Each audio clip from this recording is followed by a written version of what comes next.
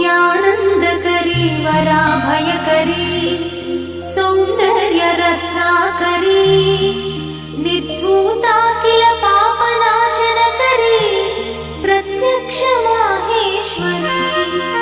प्राणेयाचलवंशपावनकरी काशीपुराधीश्वरी भिक्षां देहि कृपा